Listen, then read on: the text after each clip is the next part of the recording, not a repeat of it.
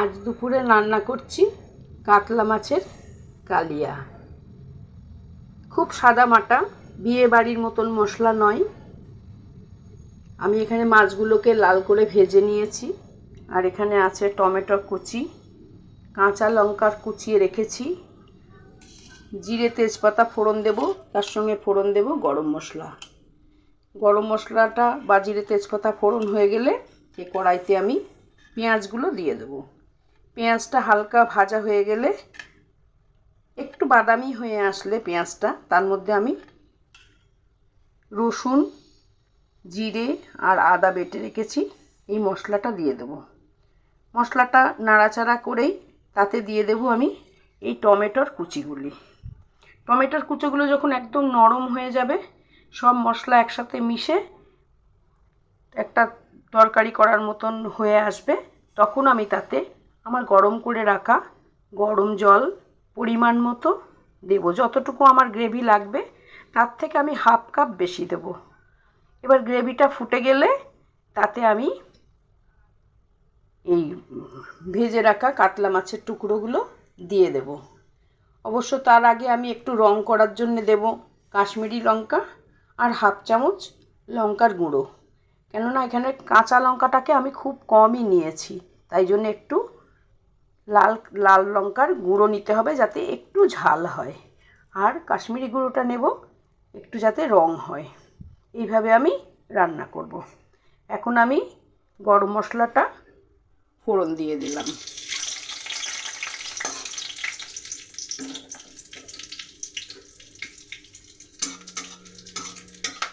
গরম মশলাটা ফোড়ন হয়ে গেলেই আমি এতে দেব এই জিরে আর তেজপাতাটা। জিরে তেজপাতা ফোড়নটা একটু নাড়াচাড়া করেই আমি এতে দিয়ে দেব পেঁয়াজের কুচিগুলো কেটে রাখা।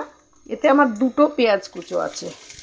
আমি খুব সরু করে পেঁয়াজগুলোকে কেটে নিয়েছি, দেখুন খুব সরু করে পেঁয়াজ কেটে নিয়েছি। তরকারি যখনই কাটবেন একটু সরু সরু হলে পরে তরকারিটা ভালোই হয়। মোটা মোটা পেঁয়াজই বলুন, কপিই বলুন, শুধু আলুর দম, মাংসর আলু কাটতে গেলে একটু বড় বড় করে কাটতে হয়। আর এখানে আমি আলু দেব না, কেন আলু ছাড়াই আমি মাছের কালিয়াটা করব। ভালো করে পেঁয়াজটা লাল লাল লাল করে ভেজে নিয়ে তারপরে আমি এতে মশলাটা দেব। পেঁয়াজটা আমার ভাজা হয়ে গিয়েছে। এবার এতে আমি কাঁচা লঙ্কার কুচিগুলো আর টমেটোটা দিয়ে দিলাম। এবার কাঁচা লঙ্কা আর লঙ্কার কুচোগুলো দিয়ে ভালো করে আমি নেড়ে ছেড়ে একটুখানি রেখে দেবো। টমেটোগুলো বেশ নরম হয়ে আসলে তাতে আমি বাকি মশলা দিয়ে দেব। টমেটোগুলো আমার বেশ নরম হয়ে গিয়েছে, পেঁয়াজটাও একদম লাল হয়ে গিয়েছে। আর পেঁয়াজগুলোকে ভাজা যাবে না, তাহলে পুড়ে যাবে।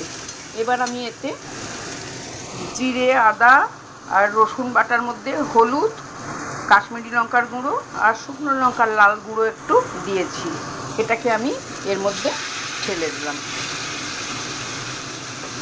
আমি এটাকে এবার ভালো করে কষে নেব। যখন ভালো করে কষা হয়ে যাবে, আমি একটুখানি বাটিটা ধুয়ে জল দিলাম। যখন মশলাটা কষা হয়ে যাবে তখন আমি এতে ভেজে রাখা আলুগুলো দিয়ে দেবো। আলুটা দিয়ে করবো না ভেবেইছিলাম, আমার নাতি এসে আবার জোরাজুরি করলো, না একটু আলু দাও, আলু না দিলে খেতে ভালো লাগবে না। ও আবার একটু খুব আলু খেতে ভালোবাসে। আবার আলু কেটে একটু সিদ্ধ করে নিয়ে ভেজে রাখলাম, নাহলে আমার রান্নাটা করতে দেরি হয়ে যাবে। একটু হালকা করে সিদ্ধ করে নিয়েছি, নিয়ে তাকে আমি ভেজে নিয়েছি। এবার মশলাটা ভালো করে কষা হোক, তেল ছেড়ে দিলে আমি আলুগুলো দিয়ে দেবো। মশলাটা আমার ভাজা হয়ে গিয়েছিল, আমি আলুর টুকরোগুলোও দিয়ে দিয়েছি। দিয়ে এবার ভালো করে আলু দিয়ে আর মশলা দিয়ে আরও একটু ভাজা ভাজা করে নাড়িয়ে নিচ্ছি। আমার রান্না অবশ্য সবসময় দেখবেন একটু কম তেলেই আমি রান্না করি, বেশি তেলে রান্না করি না। এখনকার দিনের সবাইয়ের শরীর ভালো না, তেল খাবে না, মশলা খাবে না, নানান রকমের কথা থাকে, যার জন্য তেলটাকে আমি একটু কম দিয়ে রান্না করি, শরীরটাও যাতে ভালো থাকে, আবার মুখরোচক খাবারটাও হয়, সেইভাবেই আমি রান্নাটা করি। আপনারা এইভাবেই রান্না করুন, যাতে আপনাদের বাড়ির সদস্যের শরীর সকলের ভালো থাকে। তারা যেন এই তেল খাওয়ার জন্য নানান রকমের অসুখে ভুগছে, এই যে তেলটা একটু কম দেবেন। এই নয় যে থালা দিয়ে একদম তরকারির পাশ দিয়ে তেল গড়িয়ে গেলেই খাবারটা খেতে খুব ভালো হবে, তা নয়। আপনারা একটু লবণ, লঙ্কা পরিমাণ মতন দিন, তাহলেই দেখবেন খাবারটা খেতে খুব ভালো হবে। এইভাবে রান্না করে দেখুন না, বেশি তেল না দিলেই কি রান্না ভালো হয় না? একটু কম তেলেও রান্না করে দেখুন।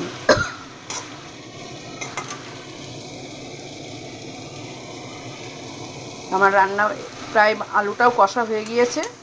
এবার আমি এই যে মাইক্রো ওভেনে জলটা গরম করতে দিয়েছি, এই গরম জলটা এতে ঢেলে দেব। আমার আলু আর মশলা একসঙ্গে কষা হয়ে গেছে। এবার আমি এতে হালকা করে গরম করে রাখা জলটা দিয়ে দেব। জলটা এমন পরিমাণে দিলাম, ফুটে উঠলে আমি মাছটা দিয়ে দেব। আর গ্রেভিটাও ঠিক মতন, মাছটা ফুটে গেলে যেন ঠিক থাকে। প্রচুর জল দিয়ে সিদ্ধ করলে আবার মাছ গলে যেতে পারে।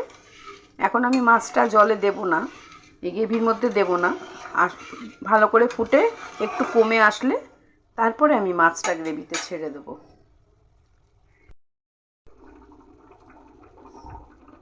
মাছের গ্রেভিটা ফুটে উঠেছে, এবার আমার মাছ দিয়ে দেওয়ার সময় হয়ে গিয়েছে। ভাজা মাছগুলোকে আমি একে একে ঝোলের মধ্যে দিয়ে দেব, কেন আমার আর শুকালে পারে প্রচুর গ্রেভিটাকে টেনে নেবে, শুকনো হয়ে যাবে। এবার আমি যতটুকু ফোটাবো গ্রেভিটা থাকবে সেটুকুনি আমার। এতে আমি আলাদা করে গরম মশলা দেব না, বা আর কিছুই দেওয়া যাবে না, এতে সব হয়ে গেছে। এবার ওটা ভালো করে ফুটে গেলে আর 5 মিনিট মতো ফোটাবো। 5 মিনিট ফোটানো হয়ে গেলে আমার রান্না শেষ হয়ে যাবে। এইভাবে ফুটতে থাকুক।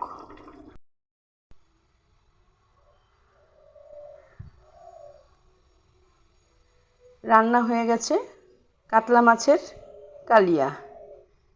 আমার রান্না হয়ে গিয়েছে বলে আমি কাঁচের পাত্রে ঢেলে নিলাম। এই পাত্রে ঢাললে একটু সুবিধাও হয়, এই পাটিগুলো সব মাইক্রো ওভেনে গরম করা যায়। বারে বারে ওভেনে না বসিয়ে মাইক্রো ওভেন দিয়ে গরম করে নিলে ঝোলটারও কোনো ক্ষতি হয় না, শুকিয়েও যায় না। হালকা করে গরম করে নাও, ডিপ করে গরম করে নাও, তাতে কোনো অসুবিধা নেই। আমার রান্না হয়ে গেল আর ঢেলে নিলাম।